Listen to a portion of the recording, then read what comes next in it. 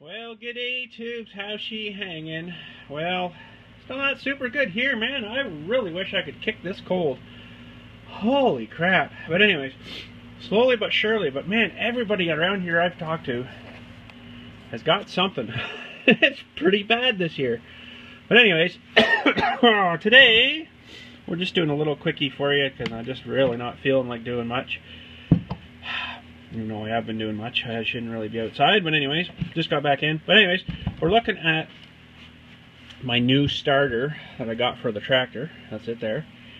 And the let me think now. It's mounted on the tractor like this, I believe it is. Yeah. So the trouble wait a minute, is that right? No, it might be mounted. I can't remember. We'll look at it in a sec here. But anyways, one of the bolts, I think it's this one here, is absolutely buried in behind there. Actually, no. I think it's that way. I can't remember. I think it is that way, though. Yeah. That's the battery terminal side. That's right. So, yeah, it sits on the tractor this way.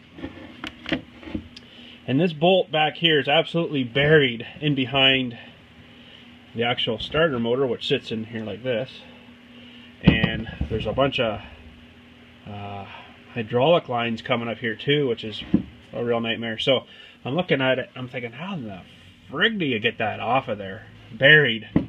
So I'm like, okay, well, the only thing I can think is you got to take the actual motor itself off, the gear reduction assembly thing here, and that should allow us to get in there a little better. Now, I'm just going to show you this quickly because I'm actually going to head home soon. I'm just feeling like crap today. But anyways, there it is in there, and you can just see that bolt buried in there on the top right of your screen. There's absolutely no way how you'd ever get any kind of tools in through these lines, these hydraulic steel lines. So the only thing I thought is you have to take this motor off, which comes off from about here back. All that'll come off, so that'll open all that up. You can get in there with your wrenches and then take the gear reduction and the other piece off of there too. So I was gonna do that today, but then man, I just started feeling horrible. So I'm like, okay, heck with that. But yeah, there's the battery cable, a couple of other little cables, and should be good. Oh, I see my water heater thingy there is leaking a hair a little bit. Interesting. Not a lot, but enough. I even sealed that too. Wow. But anyways, yeah, so we're gonna maybe do this tomorrow, but all of a sudden I got funerals coming in again, so I can't really have her down for too long. But I also got the alternator here too for it too, but I'm not gonna probably do it right now. We got you've probably seen it in the shot here. It's sitting out here too. I got one of them too. It's all electrical stuff, right? So yeah, but taking this thing apart wasn't a whole lot of, well, it wasn't bad, it wasn't fun though. I haven't really had one of these apart, and so you know, she sits in actually this way, something like that, I think. So I pull it out, but then the whole internal thing come out too, and then I'm like, oh no, because I know on this end there's 4 brushes. I'll show you that on the other one when we take it apart, because I really don't want to take this one apart again. But I basically had to take these 2 screws out, which really weren't that fun, and was able to separate the electronics from the casing, and then I could put everything back together and then slide this back over and tighten her back up. But technically it's just basically sitting in there. So the only thing that really holds it in is when you put her into this case, and then there's these great big huge bolts that go through this guy here like that, and they bolt through everything here, and then squish her all in like a big swammage, you know. So I think that's about the best way to get the other thing off, because like I say, it's, you know, with all these lines, it's just buried in there. So not going to be a whole lot of fun, but I think we'll get her all right. And I don't know if that's probably the problem with my cold starting issue. It'll be interesting to see how much the brushes, how much life are left on the brushes inside there.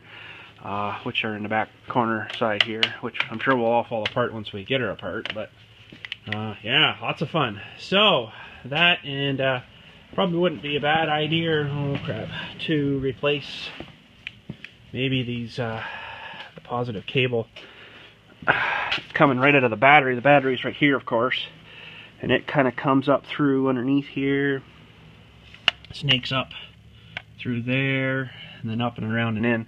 It's not super huge long, but who knows, there could be a bit of resistance in the wiring here too, right? We'll check her all out though when we get her all apart. Oh, there is another set of wires there too. Holy cow. Probably something for, I don't know, whatever. I'm not a starter guy, so I don't really know, but oh my goodness, you would not believe the number on this. I never checked the other one. Okay, ready? See if I can get this for you. If not, I'll have to read it out. Where the heck am I here? Back a bit. Hang on. Look at the part number on the top. 129429. Oh my goodness, really? Those who know what the number 29 mean to me, you'll probably get a kick out of that.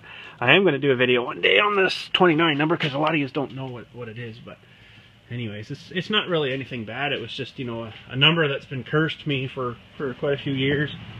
And everywhere I look, apparently on starters. Oh, why doesn't this one have a number badge? It doesn't. That's weird. It's supposed to be original. Oh, there it is, maybe. Oh, it's a different number here.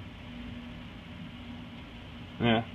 But anyways, the number's cursed me for years and years, and everything I look at it seems to have a 29 on it. But anyways, you know, not that I'm looking for a 29 everywhere, but it sure seems to pop up everywhere. But anyways, that's it just for today. Just a little quickie. I'll hopefully get back to things tomorrow, see how I feel and stuff. I don't know. I can't really have my machine down for too long if I run into some kind of problem, which I shouldn't with this, I don't think, because I need it for Friday. Another funeral for Friday. Oh, but anyways, have a good night. Thanks for watching. I don't think there was anything else. Oh, my pumps are kind of weeping or leaking a bit here somewhere. You can should have brought my light again, but it's all grimy with dirt and stuff. That's maybe not sort of too good, but this is kind of a weird hose here. It's kind of like and then it dumps into this pump and then into that pump. There's like, I think 2 or 3 pumps on this thing. There might actually be another one there too. I don't know. But yeah, it's kind of sort of looks like it's been slowly leaking too for a while. So I imagine it's probably, this fitting at this hose here is probably not super awesome, as good as it should be or something, you know. But I don't know. But anyways, yeah, we'll catch you tomorrow. Hopefully we'll be back at her and stuff, and it should be hopefully good to go. Now, knocking on wood, holy cow, I haven't ever had any problems with these hydraulic lines in here, and I kind of find that really amazing. There's a lot of bend in those when this arm goes down. Those things must almost bend right in half. Like, that's a lot of flexing. But I think there was one I had to replace. I can't remember which one it was, and I put all this hose wrap stuff on here because it was kind of rubbing in the frame and stuff here, and sort of wasn't too good. But I'm telling you, these hoses in here are absolutely buried. Holy crap, I hope I don't have a problem with them. Trying to get them out, and it goes down through here and then down through, and I don't know how you're supposed to get them off that guy there, but it's like hardly any room at all. And then, I don't know, I guess there's maybe some special tool I don't have, but yeah, I'd like to replace this with something else, but anything else won't, is a little bigger. It won't fit in the, well, it would fit in the garage here. I don't know about lengthwise. Height-wise, it may not, well, it may fit in here, I don't know. The tractor probably part would, but the backhoe arm wouldn't. I think the next one, the 310, is a lot higher on the top there, so I'd have to like put the arm down and then come in the garage and then put the arm back up and then back in. But then lengthwise, I don't know. I mean, this looks okay here, but you put the loader arms down here, and it's sitting down to about here somewhere, so there's only like a couple more feet at the most. That's not including your loader bucket. That loader bucket takes up the rest of her pretty much, so yeah, not super too good. So trying to keep this guy going as long as we can, because John Deere don't make these ones anymore. I don't know why. I think that was maybe I don't know, maybe they didn't sell as many as they thought they were gonna, and they stopped making them. But man, I wish they would, you know, come out with something again, because I love this thing. It's just perfect for what I do here, you know. Lots of power, and nice and small to get into tight spaces. I can pretty much move any monument, whatever I need out there, out of the way, kind of thing. So, but it's too bad they don't make them anymore, because I probably would have traded this and got, you know, every 5 years got another one traded in, you know. But this is a 2005, I think, this one, so it's 10 years old now. So yeah, I don't know. I was actually asking the guy up at John Deere there, I'm like, oh, what if we did want to trade to something? He's like, well, yeah, you'd have to go with the bigger one. I'm like, well, then what about the front thing here, you know, because all my stuff is this skid steer attachment stuff. He's like, oh, well, that could be changed. We can change that to the, oh, there's like 6 different attachment things. I'm like, oh, well, okay, that's maybe not so bad. You know, there wasn't really a whole lot I put on the front of this thing, other than my, of course, loader bucket and snowplow. And I haven't even had it out this year, but way back in the back there's my big snowblower for the front of this thing. But I don't know how that would work, because it's a shaft drive snowblower. It drives off of that shaft stub sticking out there. And the new one would be totally different lengths, different measurements, so that blower thing probably wouldn't work anymore. It would be the kind of the crappy thing. It would maybe, I don't know if the bigger tractor would be able to run it off of hydraulics. Like this one's got the hydraulics here, but apparently it doesn't put out enough gallon per minute to run a blower, so that's not too good. You need, I think this is only like 18 gallon a minute, and they recommend like 30 for a snowblower. It's quite a bit more, you know, so it's something around 18, but you know, she's starting to rust and stuff. That's not so good. Not so good, but what can you do? But she's been a good machine, and it's got yep,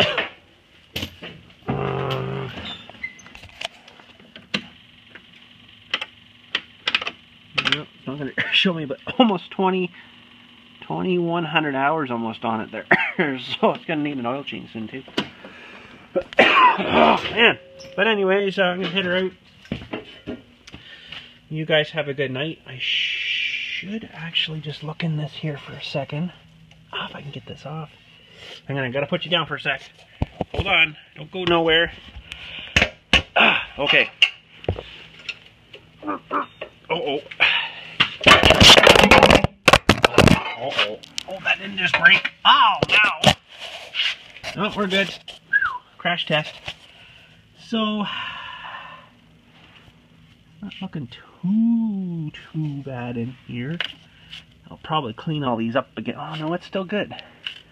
I must have gooed her up real good last time with the grease and stuff, so she's looking good, no corrosion or nothing, so that's good. But this cable here, I don't know, maybe it should probably have a bigger cable on it. Although, you know, it's never been a problem really, but it could be an issue too, who knows. And then the negative, I don't think you normally have any problems with them, but that probably wouldn't be a bad idea either. I don't know, maybe it wouldn't be a bad idea just to order a couple of them new ones, but try the starter thing first, and then if it's still having issues, then I don't know what to say. Because there's kind of a few wear parts, and there's just a bearing on each end of this thing here. You know, there's a bearing there, and then inside the case here, there's another bearing on this end. You know, that could be dragging a bit, slowing her down when it's really cold. This end here, there is, I presume, a great big gear. I'm going to take the other one apart, like, you know, I can take this apart here. When we get the other old one off, see what's inside of this thing. Oh look, we almost got her. There's number 28 on that one. Oh boy. And I presume there's like a gear on this side and then a gear on this side driving the main starter here, you know. So I mean, there's a lot of action here. This could be seizured up in here, needs maybe greased up on the old one or something. Maybe there's nothing really wrong with the old one, it just needs a bit of service. But I got this here anyway, so we'll just slap her on, away we go. See, with this kind of needing this for this tractor, I can't really, you know, take the old one off and fix it and hope that it's going to be all right. I gotta, you know, pretty much put brand new bits on, make sure it's good to go. There's no question, right? You know, like sometimes, yeah, you get brand new stuff and it could have a problem from new, right? But hopefully 9 times out of 10 that it should be fine. So, but yeah, because you know, I can't really have my machine down for like a week and a half. You know, I get funerals in, then what do? I have to order rent a machine, I guess, something else, to like a mini excavator or something for digging. That would be maybe all right too. But this thing's so versatile with the loader. You know, you'd almost have to rent like another backhoe or something for a week. Well, this one was getting repaired, but yeah, that's the only downfall. It's been good though. I mean, I haven't really had any major downtime with this guy. She's been a good machine, so I've been happy with it.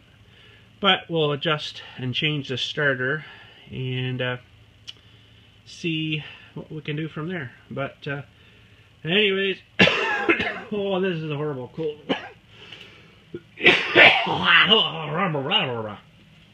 That's what she said. Wowee. But anyways, we'll catch you tomorrow. Hopefully we can get at this feller. If not, it's still probably fine to go.